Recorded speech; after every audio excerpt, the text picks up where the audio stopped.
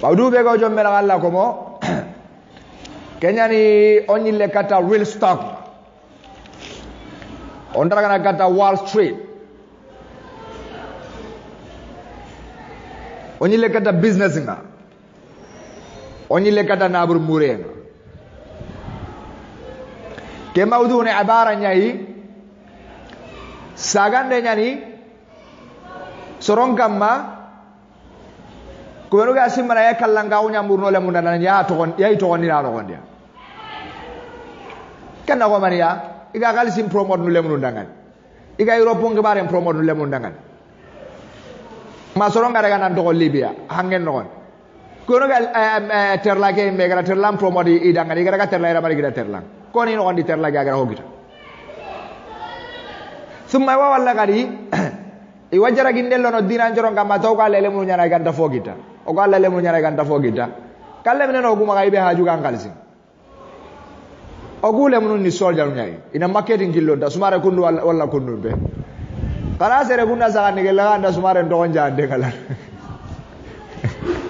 kenna sumare ngama ke karla ke gidide nyimbe sah walla la tarabiya gindirni hari mendenge ana kanjo ngoyle ngawto biagi mendenge na mane ah ya wayzi mendenge mane golli jaran ni mane adi goro garay gam mane golli jar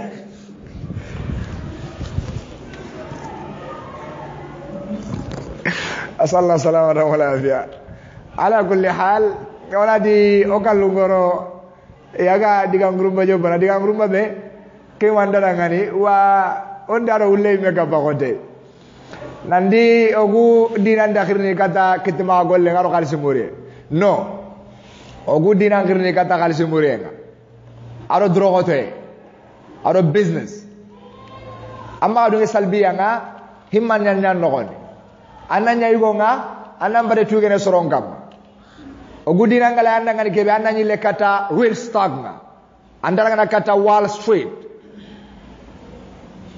odina lay horongol le nyai abtal nungolle andala anda golle andala en golle anda ngal golle be a chip ndina ananyi mega chip ndina ananya na hoyi soron dan daga tini harbane society non lemnu benu go baga wa akunu benu galo batenga olay trend kay nandi nyai gunga inange rich kanya gunga kana na brenkita anna breke inshallah ina kita agabe nyimbeka alaysa kadhalikum ogaibe konni dangani nandi lazimi suok onyile kata marketing na nyile kata marketing alla komo kaguntal bo kana kilndo gere sirisiri the best way ibega ganyana horonga aga to ko kallanga ogeri kame korna mega tauna kadangani kame jirangolle ga crossina kadangani anyana kambirei kananya soronga gai manu kitun kata ka hallu nyankini angide ngana balle nyankini anyana hodare nga kembire angale kundu kanyang andangani you gotta go to market back to stock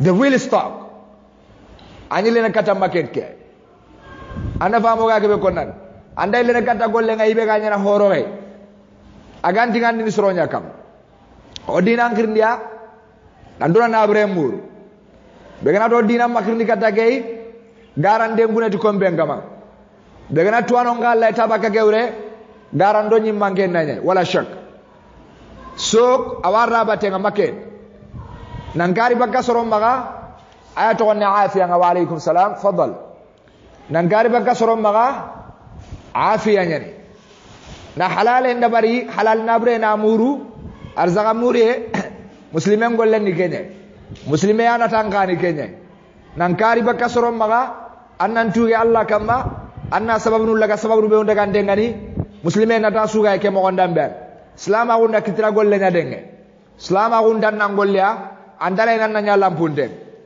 nandiga mo economy maga loge gite kamba ana gelli sababu bo gore nya economy ke imme alo nani le mara sendi na business ina yake murai na hammin kin business na brumuriye nandiga mbaka kama nandiga ma magana sorom pa minun tengin dikatai hammi be gara ngana korenya le jamane jikenda ken na mani kama ana economy jakam jamane ngi economy ngana xenu asol jankene ay economy ngana xenu everything gi maga xenne ka Russia tirni ndo gedi game awa exactly jaben kinna kay nandi ho nda jamane ngawni ni military whatsoever aganda ngana xenu economy ndokon America ma dangi Russia ay xanne sukama aganda crisis ngara Russia kita maydi economy ndokon the best economy ngada nyana serenda ngani ya kilinda mugodi sagadi ke muslime anga dungene ho nyana ho chip ndenga anga dungene ho dunyana sere hibe lake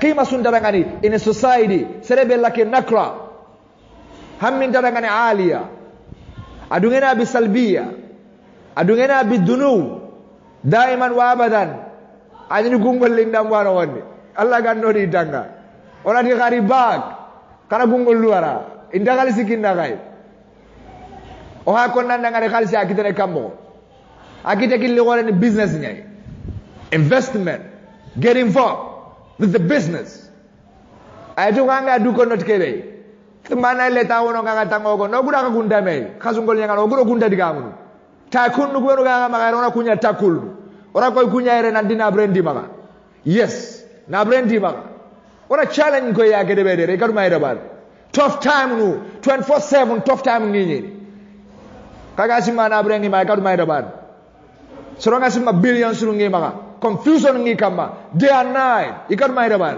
nothing ogu survive na otalibo time ngangi nyoga ngo survive yes we need money yes we're gonna get rich yes okata dangania ona million marna ona billion marna ona trillion marna yes akille ngomaga yes akle ngoy asma de ngomaga yes horo nyanoy kille ngano ga kille betal ay to gange monga angurere you go to America angurere you go to Paris angurere you go to Spain angurere andaga no be galli ngandangani what you got anna brengoy amodongoy angam goy na Carava Avenue manna magana bre angana re wona ante kiana harsa while in America Uniparis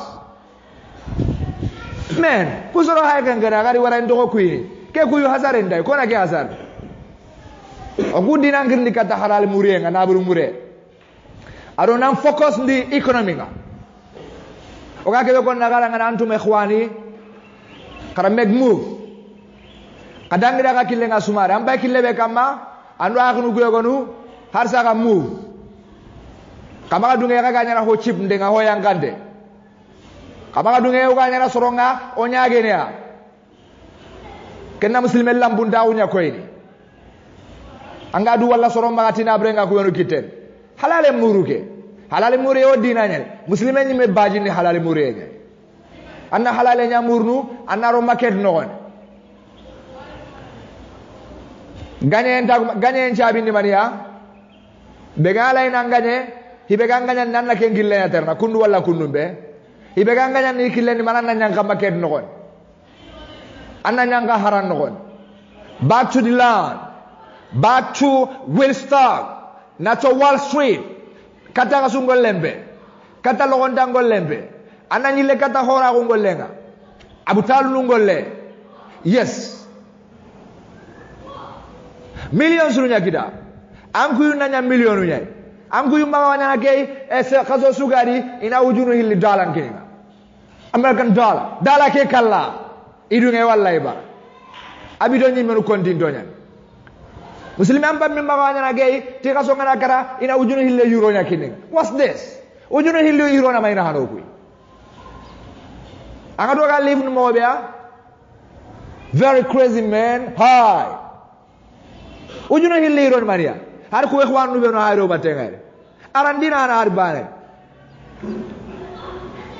yes angam proud nut kenya ti gazo su ujuna hilli ro kinna o warna ko nanda ko ujuna hilli ron kinne mo lo ndaw be gara bateng o warni wadifa mo ko nambe golli ndambe gebe nandi kenga muslime sugala success nganna ndamba katandia yes it's not a good job forget about this Mali mangarere nandanga proud nule munu ngabit I was in America in Europe agala kama yakuna we got a lot of Benjamins you got nothing purti andamba manamba Okurni ko hogama.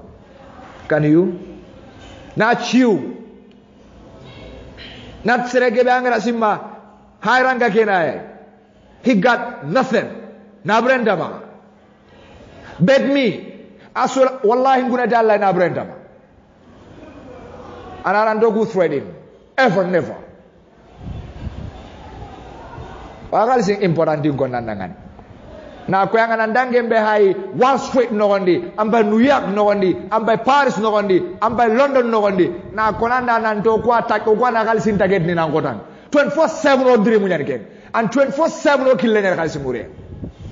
Imam Ali karramallahu wajha muno go nyai ko dayo go muno ke ko nyane izan. Sere go danga ati imam. Adando ke muno sere nyane ya. Imam Ali tinda ko ke dirham pakai, dirham karagi. Adanga na dirham bare kai ati ngamuno ke kinang. Muslimen na kundai. Lazima ukuke ngana, mo kunda kal sin target nya. O kwa na target ni nan kotia. Kauna target ni abawa on. O imenu kille. Ondanya na sumalle ngojo nginte ngangungen. O ka kal sin dambe be ka target ni, kal sa be kal si be ka dinan de mara. Lot of money. Chicken chain ona kenya na man. Gollu mani meno karo kan kawida bar. Kungollu taunde na breya kam. Na burgale millions. Ola dina nya de man. Allah yo kuna dina ke de man ndo on daga nya ga mo ga sungolle dina daga de mere kitabu ngare. What do you think? You're gonna confuse Nandi. Come on, man. Can nigga got talking like this? You sitting down there home, Gambia angena mani kitano. You talking about millions. And the millions you're making in Gambia kamo. I swear to Allah, by trillions you're making in this country. I got the way. And Kubola no benugare, they will get the way. Na kuna Allah kuna ngozo ndila ka time nyangi nyaka Europe wala ka arnere. Kawani everything change hali. Nandi soldier nungo halle. Hero nungo halle. Jambar nungo halle. Sorongo halle, he really knows about this world. He benu ka keduna to agani kebe. Sorobenu kan Allah kitaben duna faren junandu. They knows about Allah, ikorna atuna about Allah duna. Anyway, odina ngakir nikata nabru mure nganna success ngida. Allah da success ngida ma killunya tera. Killebe imme killembo kisinde success ndangani manni amba minna ngoro anna ngolle anna ndrogoto ali kisen killem. Amba minna narakiz gollen kamma aro marasen kamma. Sabati hore nyaranga. Begana sabati hundi ho mbakanda. Begana drogoto anna kita. Angana so ampatandina. Angana sabare angane. Turunge ho ma bagandi kombe no wala ganda lo ma murunde. Aw ma drogote. Yes ira ke akono. Show drogoto. Anona mekini kha. Agabenye. Evan never you know what sikira kunga. Ogadni win olai bro tamai. Olai kame dalasai. Olai ujune dalasai. Dawan nidikai. Onidikai kitabe. We not gonna say something like this. And dawa ke gani hoy ina walla kana kamuya. Hiberogi ferne dawa ke and confused na sometimes. Kunigasnu ina jwanya gagana walla what? So kunda dumani jwanga. Million ni maga so mani meni magare bara majuranga. Ima soke ni mewani. Kadawa ke gani hoya wa ferne. Yes. Ever never antro ke na bugal to kuna antim ni transwai. Angana antranzu ni meto wa hitana imbeni. We don't need it. Anganyanga oguna gana kalsing. Because we got the money. The willing money, we got it. Liano nyaga nabrenga, wallahi dina kinyanindano, talibo, serenda hon nanjira hundia. Sheram bogore nikandia, talba bane oguno gondara wata onu, fasulu kera ata umisire gari geli sokuba, awatu agun gini mauro. On nanjira wana ke kama. Kamera ya kasu mbelege, ina ujunu hila kinanga, angen dura geli sokuba anga sere kunu. Kuno kukono hon nanjiru. Mana guma? Kebe goma ngora wa ferne agana na bringara ke ngona ferne wallahi waqi ke kan shedam bogore da ken kam serebe nuga dawa ke cross ni watwa nandi ku hay golle be ar kalsi ke be nyatirni kuna ke ngal si bakamina ira bagandi ke de be ade ima sere ganya kangano nyane e kangana iro ke ku yu hasarende odina nga kizikaza ya ndamunda kizikaza ndawa nambara golina nyanga market no nambara kalsi murnu logonda ungemba drogo dan na kisi kase ngara serebe peshe almeri ganga to ngana apresnya presi nga manya serebe jo pandrang wallahi lage en tan nanje mendran angala sondol langu bi dam president ya angama president laga nen tan anango make move carry right time anango na yes time nganal and say no time nganal move ndam nganal you stop ndam nganal da'wa salafiyya wa salafiyun kari killenga iwatu ni tangu tukambere iwatu ni tangu talaga kambere iwatu ni kambere iwatu ni tahani kambere iwa opportunity ngata get ni 24/7 opportunity ona ken target nya ko english ndali nga ko nandi opportunity le tabana ngundo that's not true opportunity ndani tabana ngundo kon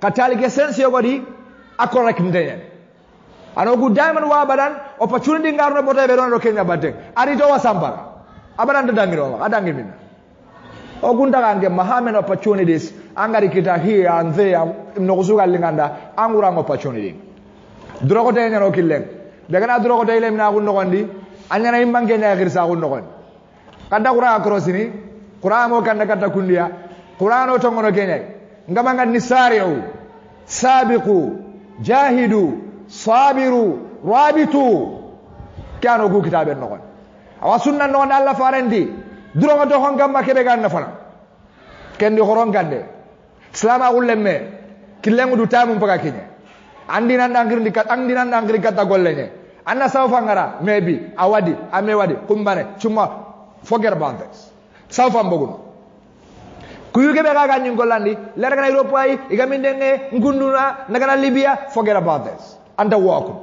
because you need money serebe ga ni khalsi nga andra kana ku killi ndamul you go to Libya anda ga Italy so ga Italy what they got niga sunu ba town Italy kambu no wandi how long sine kamba sino hilli kay ndamaga you make no move khalsi ndamaga even to make a call problem we calling you see even ogana darsu ngara make a bash ndamaga download in Europe Italy Roma anga tagu no 5 years ande gare inde anymore ande gare no anymore mind daga nyina nga hibega family dabari en goinanga you lose completely and the family dabarni anda na breka gita kala ko inda serebe kada gi no kada kala singita kura kada kenkil na bana ko en sorobe no hada kun denga ga lives in Africa here corona ga Gambia hat ken mena minna Gambia bute ogana ke ko ala ni yogo ga yongi la ga ni fajara ni Gambia butenga we are very worried about this. We're worried about this. Karava venyo ni Gambia butenga. Tendo no ga konti alla kome. Ikume na ga lives Europe, America ako. Angana American kamba ga ni karava venyo no na waro kono. Na ka bana do American batenga ibe. Kasu ga no ngana African no kwana bana. Anga do angana like angita karava venyo ga ngosu ni be. It costs a lot of money. A lot of Benjamins. Anda Kenya ni dan nakangida karava venyo. Abi azil kundu wala kundu be. Soro mane meno magare karava venyo re munyani. It's too much. Mashallah. Allah ke jure ga hore nyano kamame. Ila ke grupu njanga ke grupu ana imbelonia. Inda du pare mo be goy. O parandenya. Antam nyangi nyagadi I told you guys. Nandi tam ginye o gaile na kata Salahuddin kampunga. Jenki kampu. Khalid kampu. Umaru kampo. Only twenty authentic. Omalere gonna back to Pentagon. We didn't want to go back to Pentagon. Uhayda gonna Salahuddin Ayyubi kamponye. Ire ga hono ya. Because igati karasui iranyo parandenya ni. Kitabu anakia ko inisre. Anamparandina. Abanda mironi ngola ndikule mnu wako kerna. No. Imaniere simmana. Hinu kuja pandra nga maniere simmana. Kagelli jo pandra ge kilungi isoro benuya ni flash na malayer ni bange. Ni flash na da lemnu gubenu ko kago ma gane kagay kani flash na hinu jo pandra nga. Kan di time nga no nga control na. Wa gata ge nyegul. Idu nge wallahi bara inshallah. Oni control nu kara susiyai. Igana na bure ano ko akara. Igana di kitabu ka ano ko akara. Igana dunangi bara ano ko akara. Igana di mechu ni ano ko akara. Sagron da walla ka Allah kan mano ko akara inshallah ikata maidangan ila garni sumallu nya gando kungunga yo barumure walla sakosi onangu donan pitta pick up balle mo be galli modangan ko ben nan champano kata lungare ambanya na kundunya aranga na ba onne shomane you got money sumare de got money skas got nothing man kuma kali sikida ina nge hinne na kuya soro e wonu gudere kinji ga bare na ko kaso hille na brenya destroying kuna kan kali sikida ga tili wati na lemnu bammin ndenge ke Europe mbiro ke American bien what you think you doing under millions of Gambia under America under millions of Africa under Europe anda semana mani kita Europe bunge ndankari amma galif serebe garan kare amma galif kenna mani isre ko inange kuyana hasare ganda serebe kuyu kungu ino tokon tasu anna sawfa ngawara begana sawfati warabu nga gonni dalni mobe idanga na sawfati su la alla mbaka la alla gere la alla nyana so itre la alla wa hundi la alla gana hundida asa ana kenya lemme agana asalemu ha mani nyana igoge hasara wa nadam definitely came man anchanjin ba marase nyara alla ko me ille kata marase anchanjin na business nyano wondi ille kata business nga magata nga time dugundi gere ndokono angana hanke hibe magata fatawakkal ala Allah mawahib ga Allah be gara kina ngando hibe gangawa use anda wari yere kadi yere ifel yere ya sometimes Allah wa talent gindi ko menga naturally anando kenjarne university ngibara ndakinna ko university gumu imano local dunya ko university gumu ramay da baro ma de begede ndi university gumu gumbay kunya taged ko ne gadaga Harvard igadaga Oxford igadaga anda konni ndangani university suzi ga ndaro wan irama ikata may da wal nes mara ga e logon dangol li barega kaso ngara gara ina salary ngina olay ke men dala mbogu sorogu ke salary ngibare lage kasu ngibare nan danga ngibaru gujo ngini kasu ngol limpi nyay keno over the stop na lay no ngiru nyaga because kenda nyana na burugume Allah nda khalisi kita keno ko talent be Allah gara kinanga use it ora soro ma be gira talent soro ma ba gare croisen ni ya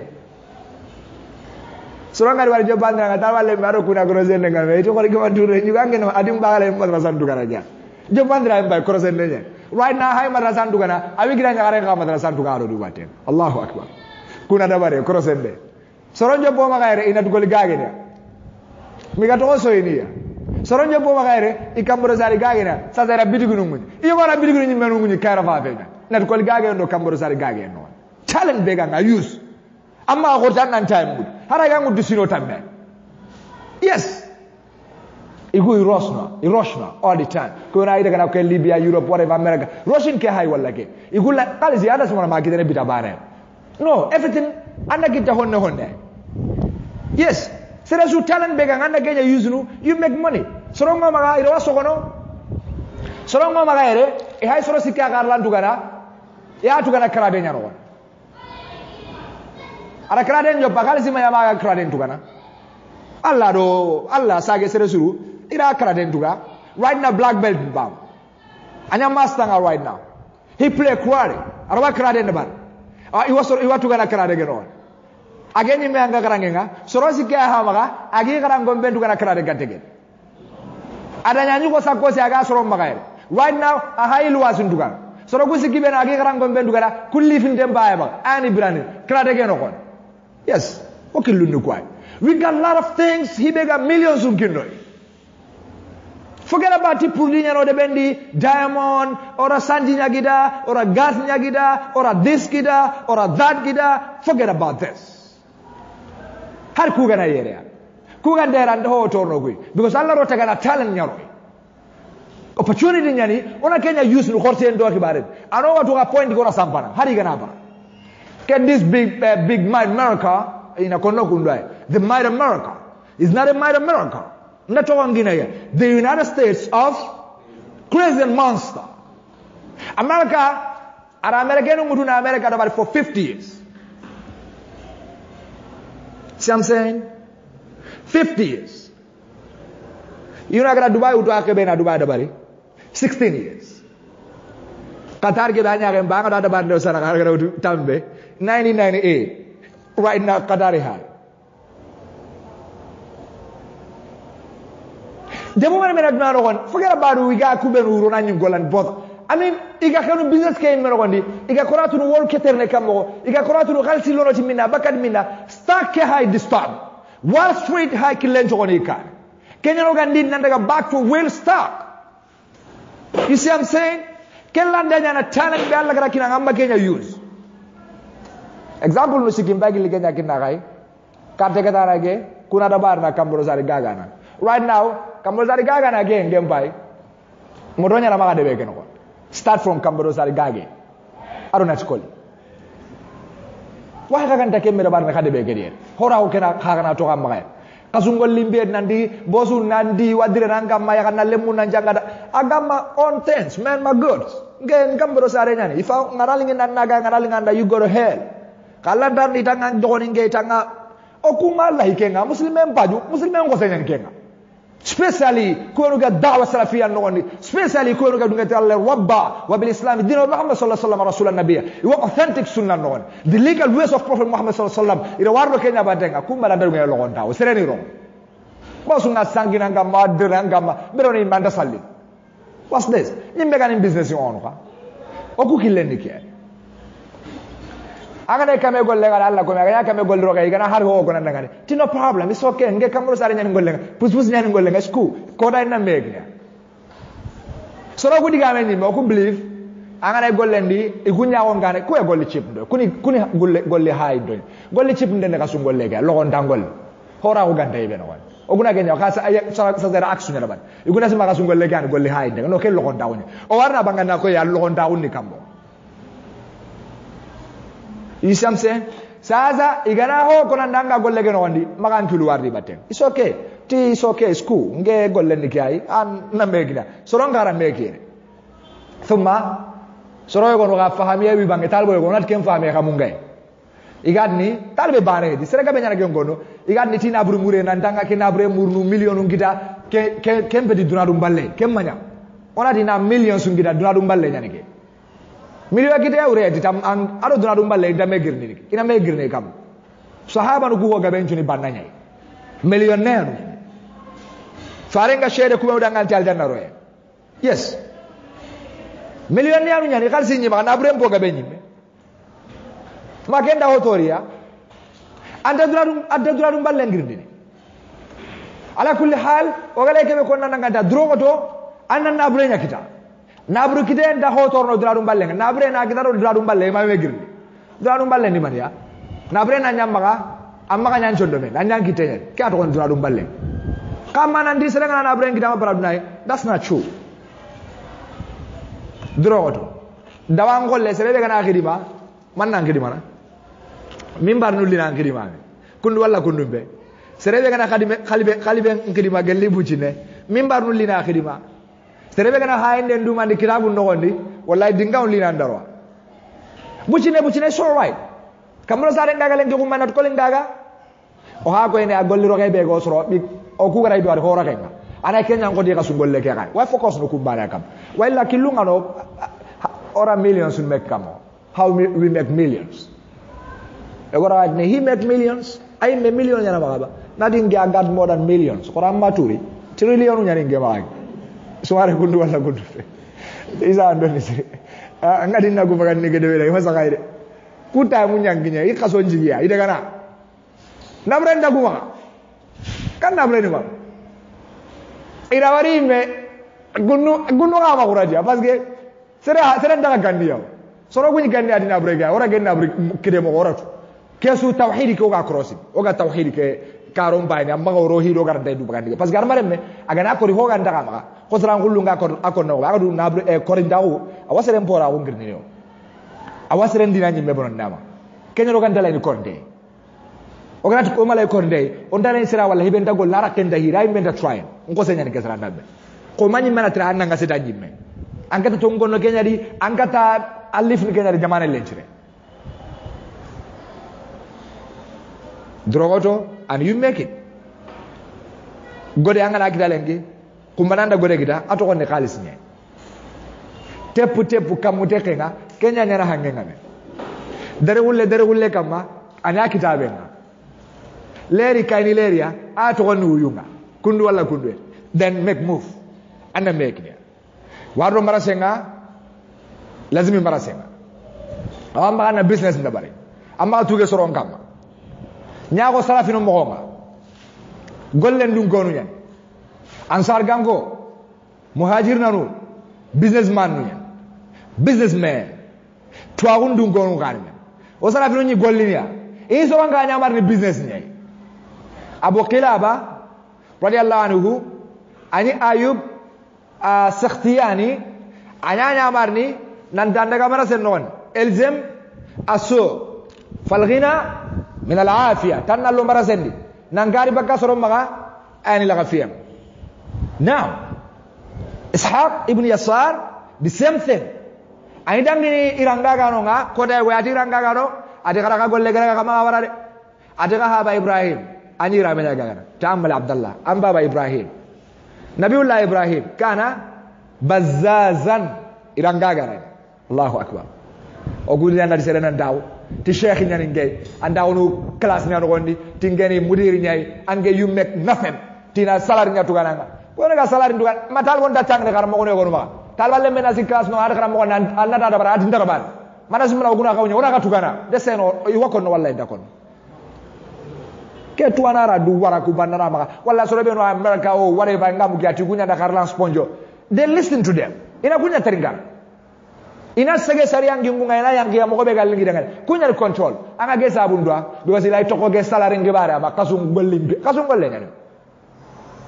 salary ana wonya ana nyana lambu na yongi mbogani nangari nampa mil logo ni nanya sere qaw na handanga society logo anga tuana kurati ngande nganyi mendi dina ngamaga ankara I want tere ni bananu ngandre ni mogobe galingi dangal ari bananu ngara karla no yogo ngurati alla anga ni wari anga tu nandi kamera dena tuana ke ona gen jabu tuana ke andar barigi yes because ara du to yama angen dam bakle andan kilu tu awu muma ngamba angen gore kala sikit men ke hakata nyana kamwa it's crazy though yeah it is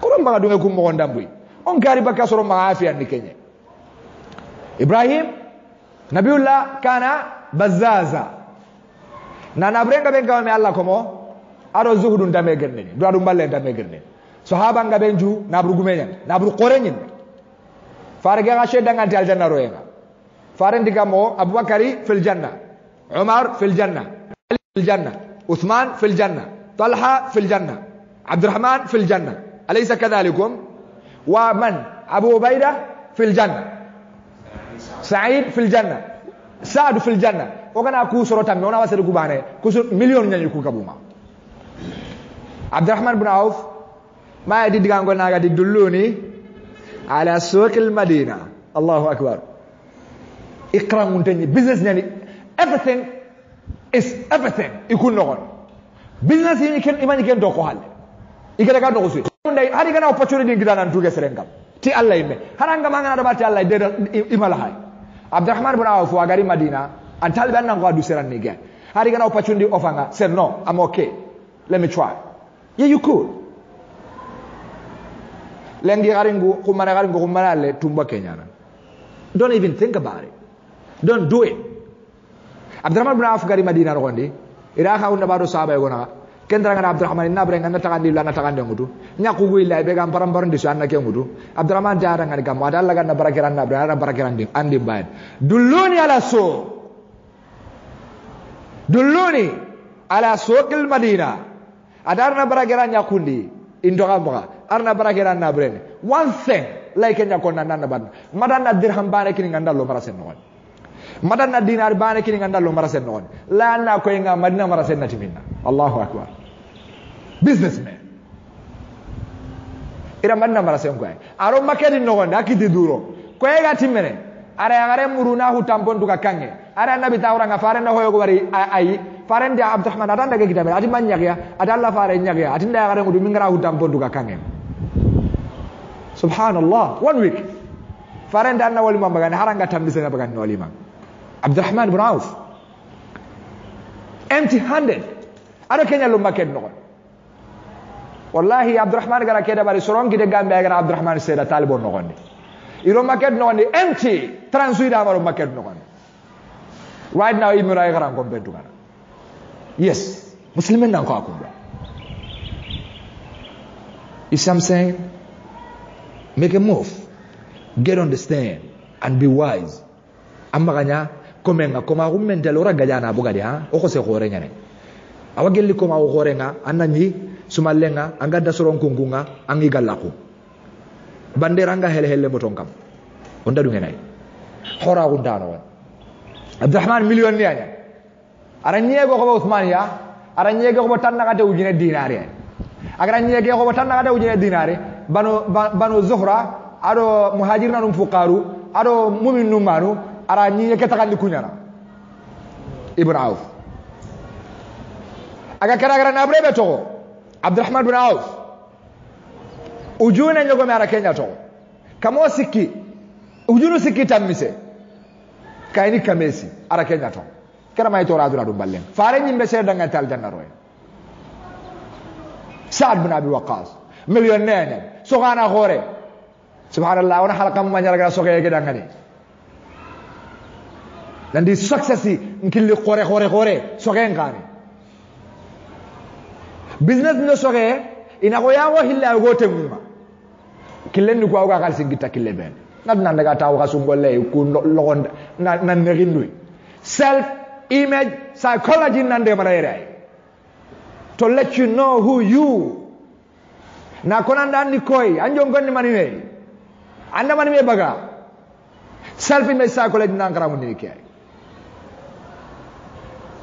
what do you think genya ga sungolle so wanga tingem bute ngatere ngara singa ka ngo bungingite kenga lon kaw ngadu ngene ge aba antum ahli alquran qalu ngene ge atadawna hada lihada skarak shit it doesn't mean oguna golle nya burandini it's okay golle njire nyami khallo on dawu nya da badde ngala nga segana anchari yangi ngu thumma kali jiwa genya walla kam no onadi business no so genya ro ku yawo because ogundina ke onit kalsinga na dema alla na dema na ka sababu yo kalsinga go dina ke dema kundulanda ke tenanga sungolle ke that's why o mala hay ora wara 6 feet no on the ground we don't think about this Saadi sogana nyane nabru gora gume yes Talha nabru gora gume ujunu fil dirham ara Kenya to ujunu fil ujune dirham ara Kenya to ujunu fil ujune dirham ara Kenya to kama fil ujune dinar ara Kenya to Muawiya garare mentir di Muhammad atambara mani meto arake konti akora daga Muawiya tilemme ngani atamba babire Allah tigana amba babire Allah tigana konna njire sere uruginde akara shaydim pare wallahi aratongo ko radiyallahu anhu majma'in Zubair bin Lawam naburu gora gume aramay tori duna dum balle agara nabrebe to ambu tangara ge million Zubair gara nabrebe to akthar من 50 مليون ايوه ابو بكر نابرو غورا غمين قريشي بيزنس ماني يعني عائشه ما يكون عند ابو بكر كان اتجرا قريش تي قريشي بيزنس غمو غورا اني تجاره ندبار ني مكه ما شام عثمان بنا غورا واي عثمان بنا غونغو ينغا سيغرا بنا غرا كالسي بيفره كينغا كو ينغا ندي عثمان مالتي مليون مالتي بليونير Uthmani jaish al-usra anda kureke attack anda kureke anda sponjo Ibn Affan radiyallahu anhu ara sponjo kamo sikki nyogo me sigira bana ra Kenya bakan amma sa nyogo mu gel nyogo me gel like suga Usman anda fe ay gande ba everything anything nyogo me ke ganga wawutu Usman anda fe jappe khiri everything Usman kamo sikki nyogo me sigira bana Ibn Affan mbabi da bana kibare ya kona sigira bana fere anda mali simma Usman wuyu njira ganyi be ferme kya ko ina ndoku millionaire ogu dina kalisi gumu nyano maga gello sahaba no mbire ma right na ora kalisi murwa agaro bode su orno ge bodan abaka anya halale ngat anyino kitunga da ndoso ne mundi kenya to kon dum balle kwai sorogu tamber fare ngare khibari yogonu sahaba ngutenga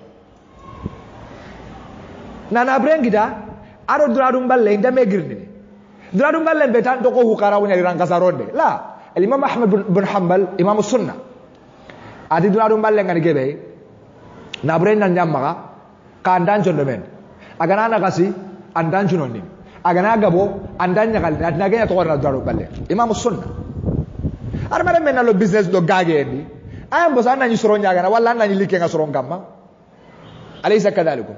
Let me tell you, business is important thing can kebe. And don't forget about kasungole. Business important bega is too much. Tawra bara doubt. Nandi kita bara imbera doubt. Yes. Awage la important thing business ayana sebelas mini sharia kibare. Sharia ni kan na kenya gana, sharia ni rame na kenya because I'm bandu suganda. You got money.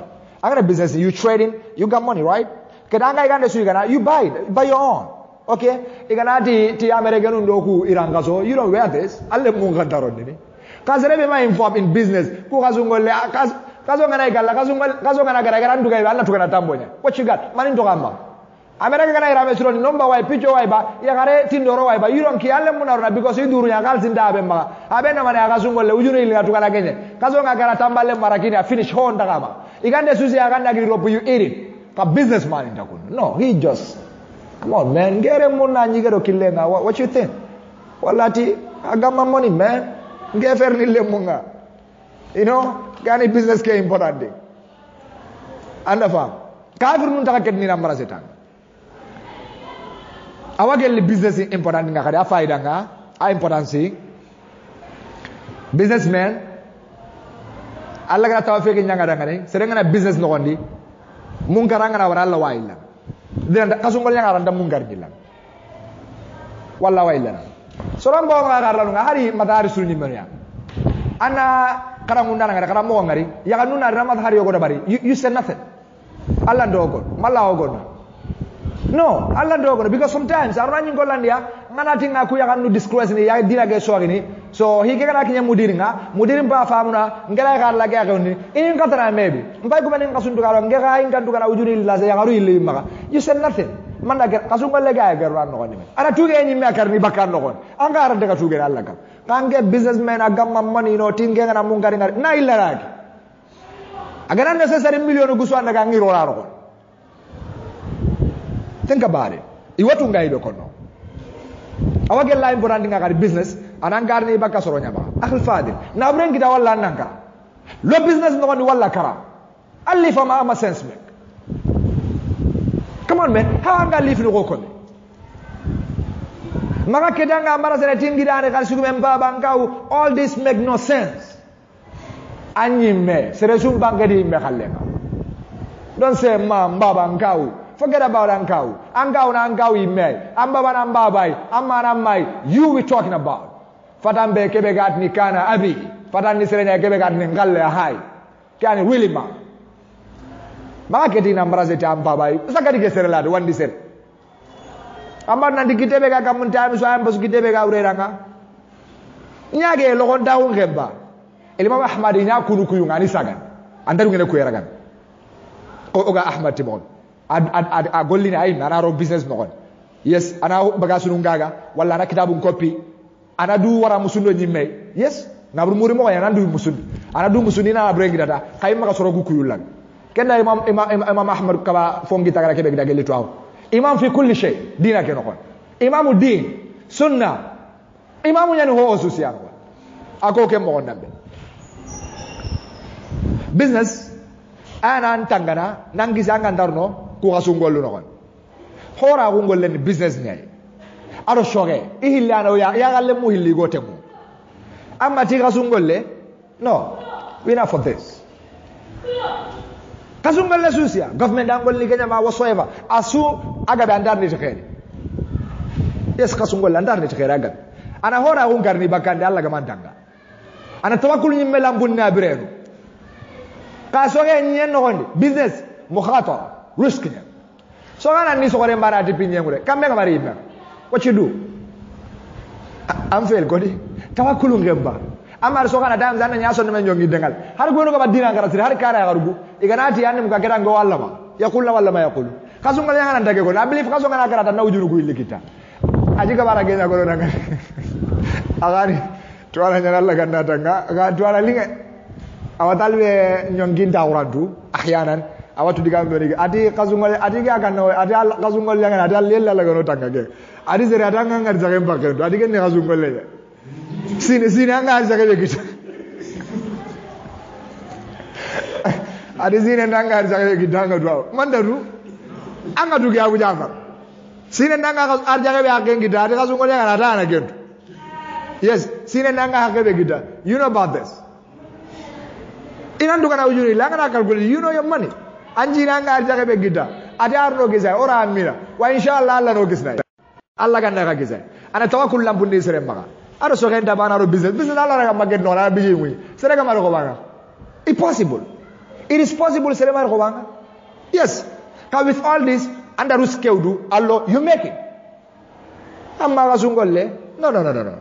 Anda ke mo nambe ko to gutu inde nyani igaibe tukana ngatu inde nyani anga tuwa you know your money wadifa ngara kasungol le anda ke boge ndana invest business no konde kasungol le nyime self image sa gola jana destroy ana karniya suge ana bakandia mungara Allah ndaga ilaraw al halan yogo no kon anda simmene yukuru mbaga 24/7 ange mbambo gal sagara guganu gumbai isembe ke gaga na Europe ngo gura mere genu guguna simbe to ko zembe ke mange doko nyana ke modo yangana wala ange nyini factory nyari wala ngana mugi ati Alaska ange doko tangene mange doko ge alle angir zauna go danga sona forget about this and invest in business you make a lot of kaso ngana ngai be kita kaso anda gen kita leer no kon kanga wala nyina ndu wala risky nyani ke business na so ngai kan risky nyai kama na risky a teste ke risky amba dangi digene kame riski ga business no na ambasanda ga sungolege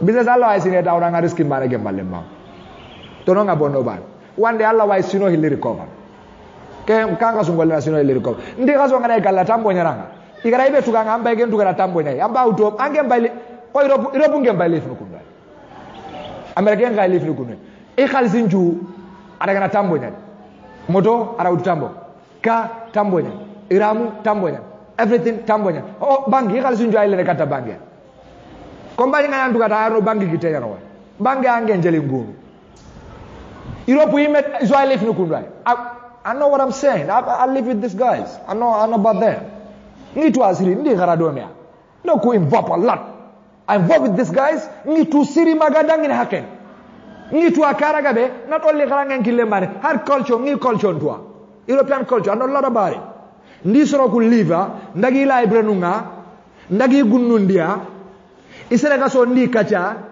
ila da gumu ndi kacha I know a lot about them ndi ya gunda da bariya ndi gunda da bariya ndi mbandinunda da bariya ndi sere surunda da bariya I know about them ko dumbe kana jere mama kana Allah ko me kiyam bindara ba undanga na warandire gammo angurna ya kendi dangana jambanga sere urenga ma di giroi andri gammo ma di girai ti giroi kasungo la selfie message gola jana karna no Abu Jafar watu sasa akhiriji nyimai serenga na bogo ndi ira hammin karo no gondi ira himma bogo no gondi serem ba gana giri kharlanga agana giri jami'an Abdurrahman ibn Auf digame ga ngawa kenya kon dulluni la so sere kunda kara sere kunda saka ngo ngamba giri jami'an anga ga kon ka akhiriji ke dinima kara somburo katina timina ini ngudu ustazi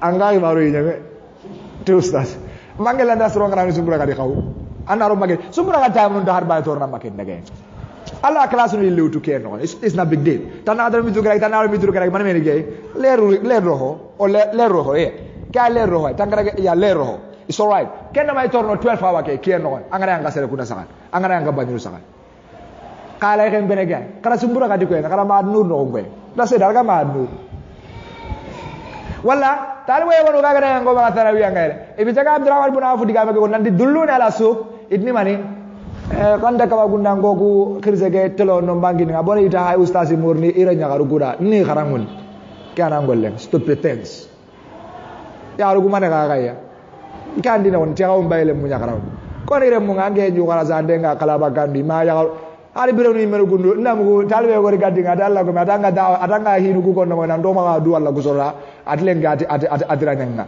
adi wallahi mbay kay wadi ngile mu ngarawnya adi ngede ga ne biro ni ngarawndi pala yen jangale ngiyagi li non jusara bare ngema gen ngeri nin dorole ati yagare gata atanya mu nyin doro ela ke diga ngeri joyde ati kawana ati yagare atanya mu nyin doro tata ka gunda hodu mange modu nan dogiri resuzara ndi kitange man ndi qurata ngande ngam ndi ke nyagare ni gwaga gendi ganda bego adi wallahi ga ado imra na duro gedi ndi fa ndi tam nyangi ndi ga mega ngad ne kande kamara se gedi ndi ke nda mu nyaga de kamara se nan na gule nam binuwa lemnu gunda kan jaga ngandi akana yugo nyanne kara munde alla dangan it's all right kana ndi nan duga salary nonsense ana rujula nyakarna no irabda ngaro no gondi وظيفة أنا رجولا كارنا ولا شكا أكن دال لك كبيرنا إلا الله كنوه هنا أليس كذلكم أناتي أكاد دومها الله تعالى نتو أنا جم دينارنا صاب نقول الله خدا وقول الله مريا وصلى الله نبينا محمد وآله وصحبه أجمعين أسأل الله لي ولكم علما نافعا ورزقا واسعا طيبا حلالا وعملا متقبلا وشفاء من كل داء والفوز بالجنة والنجاة من النار سبحان ربك رب العزة عما يصفون والسلام على المرسلين والحمد لله